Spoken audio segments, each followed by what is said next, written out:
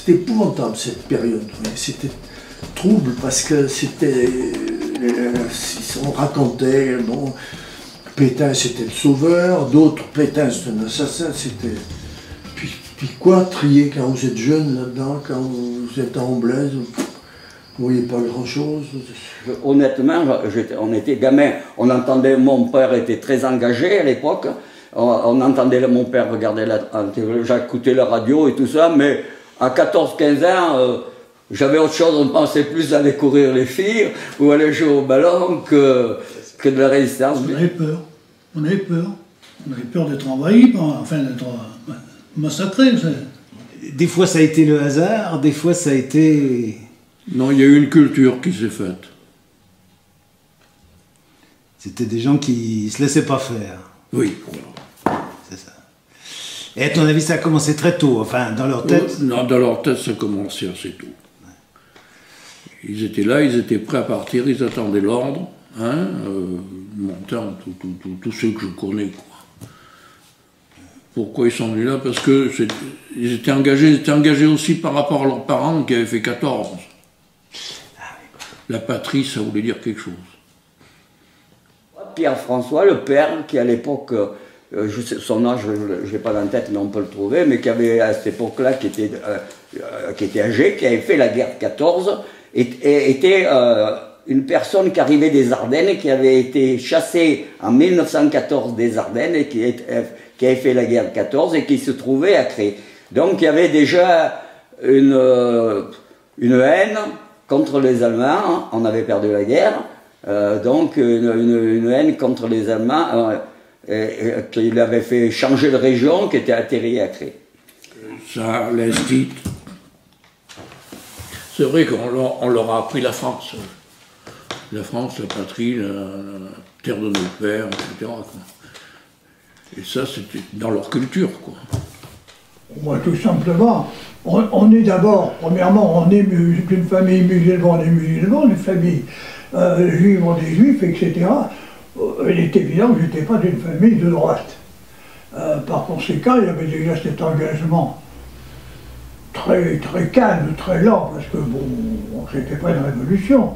Enfin, on suivait une espèce de ligne laïque, qui fait que liberté, égalité, fraternité avait été conquis par nos ancêtres, et que finalement, on s'arrangeait bien, c'était bien, et qu'on avait surtout, nous les héritiers, les jeunes de notre âge, on avait quand même cette fameuse guerre de 14-18 qui avait été une boucherie, mais on l'avait gagnée, on ne se rappelait plus, nous vivions au drapeau, je me rappelle à Paris.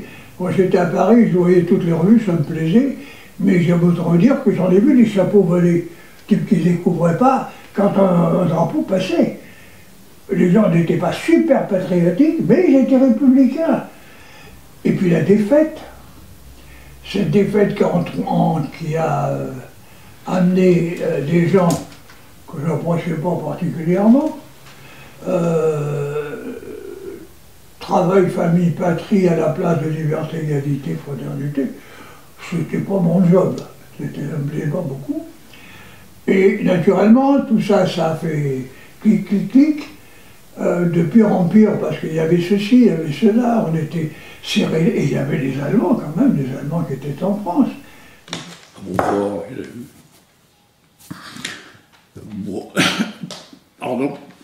Beaufort a donné, tous ces jeunes sont partis. Morin a eu la compagnie la plus importante de la résistance. Hein. Pourquoi? Parce que Gigord, Beaufort, Montant, tous les villages autour ont tous donné des hommes. Ils étaient là. Comment je suis rentré dans la résistance? Par le basket. Oh. Ça paraît incroyable. Hein. Par le basket. Dans les années 41, 42, on a commencé à parler résistance. Le fils François, qui a fini capitaine, qui a été tué à Dien Bien Phu, a formé, a créé ce qu'on appelait à l'époque les Compagnons de France. Et les Compagnons de France étaient au départ d'obédience pétainiste, jusqu'à une certaine personne, jusqu'à un certain temps, où ça a été dissous. Et c'est vraiment passé à la résistance complète. Et là, on a fait la collection de Bentrup. Bentrup, à l'époque, était instituteur à l'école supérieure. Bentrup avait été évacué en 1939, Voilà. à l'occupation de l'Alsace-Lorraine. Voilà. Et il venait au basket, comme ça. Donc on le connaissait par rapport au basket.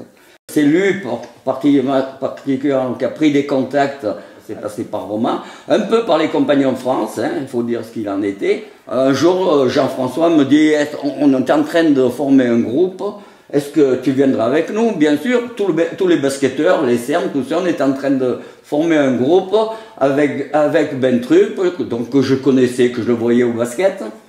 Et donc, ouais, donc je dis volontiers.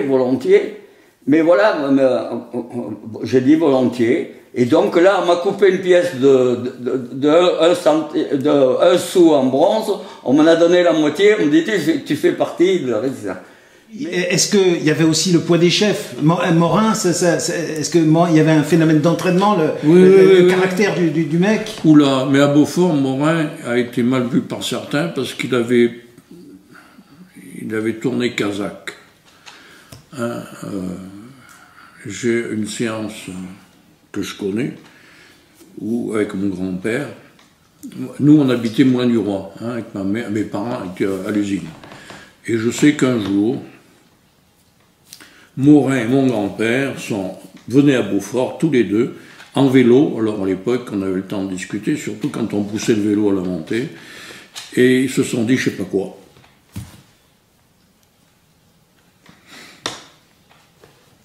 Et je sais que Morin, ce jour-là, ils sont tombés d'accord. Lui, de droite, le grand-père, extrême gauche. Ils étaient d'accord. Qu'est-ce qu'ils se sont dit? J'en sais rien. Oui, ça dépassait leur division. Personne l'a su. Même sa femme, même ma mère, personne n'a su ce qui s'était dit. Ça a dû... Ouais.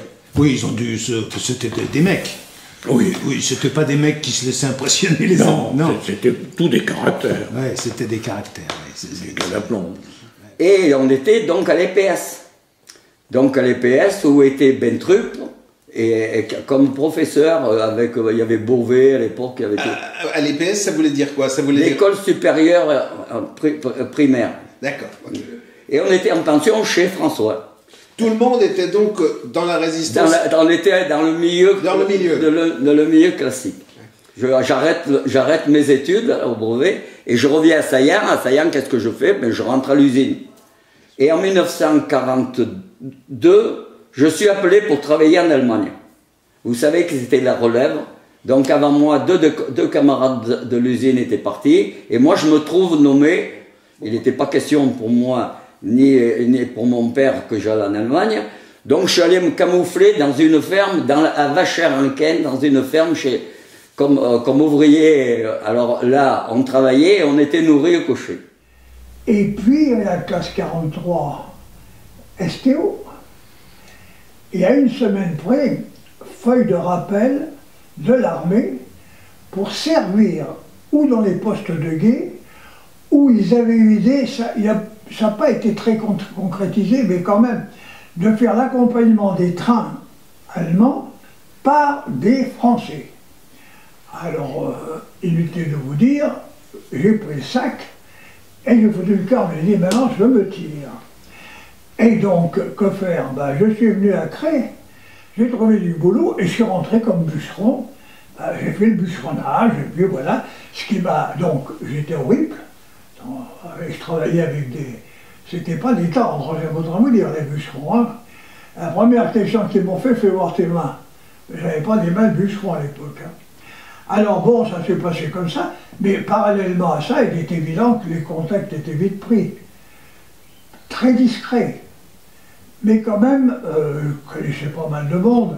Petit à petit, bon, on tentait le terrain, et puis bon, ben, ça va, on était embauchés, sans connaître la plupart du temps, à part le gars qui vous avait embauché, qui c'est qui commandait.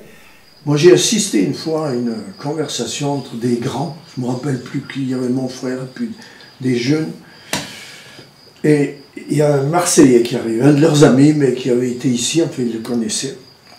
Ils ont dit, mais regardez ce que j'ai reçu, moi. C'est de la milice française qui crée un mouvement, et avec la francisque, bleu, blanc, rouge, vous voyez, les trucs, et on est payé, on touche tant par mois, c'était pour ici, c'était fabuleux. Et on est logé, nourri, habillé, avec le fusil, et on défend la France. Mais il y en a un ici qui hésitait, et vous vous rendez compte, c'était la milice. C'est une période trouble où il y en a qui se sont fait avoir comme ça, qui se sont fait avoir, bascule, qui n'étaient pas plus collaborateurs que nous, mais ils se sont fait avoir par l'argent, la situation. Dans les campagnes, ils n'avaient pas de situation. Et il y en a un autre qui lui dit, mais moi je rentre dans le maquis. Mais t'es payé combien dans le maquis? Ah mais non, mais on ne touche rien, mais on est bien, viens avec nous dans le maquis. Finalement, personne n'est parti dans la milice, heureusement, ils sont plus ou moins allés dans le maquis. Mais vous vous rendez compte que ce jeune aurait pu choisir la milice et après être fusillé ou assassin. Mon mari qui continuait à travailler, et un jour il a travaillé vers les Dérots, et ils l'ont mitraillé. Ils l'ont pas eu, mais enfin bon, il a eu de la chance. Alors il y avait un ponceau, il s'est mis sous le ponceau. Et il a attendu que ça passe, quoi. Il a attendu que ça passe. Et le lendemain, M. Bonnet, son chef, lui a dit, c'est fini, tu ne vas plus travailler sur la route. Mais moi, je pars à la compagnie Morin. Si tu veux, tu viens avec moi. Alors il dit, ben pourquoi pas, il faut faire quelque chose. Alors il est parti avec M. Bonnet, il est parti à la compagnie Morin. Il est allé travailler pour la compagnie Morin et pour les Beaufortois qui étaient tous partis dans la colline, il faisait du pain chez M. Jean. Et un jour, on leur dit, il y a des camions qui montent, et les camions des Allemands qui montent, il faut partir. Mon mari dit, mais moi je ne pars pas tant que je n'ai pas le pain, hein, je ne veux pas laisser le pain dans le four. Il a attendu, avec M. Chanoyer et M. Jean, ils ont pris le pain bouillant sur le dos, et ils sont partis là-haut, où il y avait les gars du maquis, et il y avait les Beaufortois qui avaient quitté Beaufort. Et c'est mon mari qui leur a porté le pain là-haut. En route, heureusement, ils ont trouvé M. Guerre qui montait avec un vieux tombereau. Non, il avait un vieux camion à ce moment-là. Il avait un vieux camion, il les a rencontrés, il leur a dit, oh là là, montez sur le camion, je vous emmène jusqu'en face et vous n'aurez plus qu'à descendre vers la grotte, là où ils étaient. Je ne sais pas si c'était une grotte ou ce qu'il y a. Voilà. Ils étaient partis, ils ne devaient pas être arrivés encore en haut quand ça a commencé à arriver des camions. Si vous ne vouliez pas participer à des cérémonies ou des actions gouvernementales pétainistes, vous étiez catalogué, on se doutait bien. Mais j'étais discret. Hein. Moi, je dois vous dire une chose, un exemple précis. Quand j'ai été arrêté, j'avais un très bon copain. On sortait avec sa fiancée, et puis ma femme et tout. Tous les dimanches, on allait se baigner, etc. Eh bien, j'ai appris, enfin j'ai vu, le 6 juin 1944 qu'il était dans la Résistance. Pourtant, il savait que j'avais été arrêté. Il savait, tout le crève savait. J'ai été arrêté, il savait que mes opinions avant, pendant et après. Moi, j'étais moins sûr. J'en ai jamais parlé, mais c'était à lui à parler. Lui savait, moi je ne savais pas. Eh bien j'ai appris le 6 juin qu'il était dans la Résistance. Jusqu'au 6 juin. Et le 6 juin, Jean-François appelle mon père et il dit, Jeannot peut descendre. Et donc j'ai réglé mes affaires là-haut, dans la ferme. Je travaillais pour une femme dont le fils était prisonnier. On était deux appelés pour l'Allemagne qui travaillaient gratuitement mais qui étaient nourris. Et donc, j'ai liquidé mes affaires là-haut, je lui ai aidé à finir ce qu'on avait entrinqué, et j'ai rejoint la compagnie Bentrup à Bonavé. Mais est-ce que vous aviez le sentiment que la population, de façon diffuse, vous était plutôt favorable? Non, il fallait la fermer. Il fallait la fermer. Il ne fallait pas raconter qu'on était Les gens de santé le savaient, parce que si vous voyez un type de la ville dans une ferme, d'un bicycle de ferme, ils n'étaient pas dingues. Hein. Ils le savaient, ils le devinaient. Mais c'était des gens qu'on côtoyait, qui étaient avec nous. Alors les autres, ils chassaient. Est-ce que vous avez eu la pétoche? On vivait avec. On vivait avec notre temps. On courait les filles. On dansait pas, il n'y avait pas de bal, sauf les clandestins, mais enfin bon. On lisait, on écoutait la radio. On se marrait des fois bien. On avait 20 ans.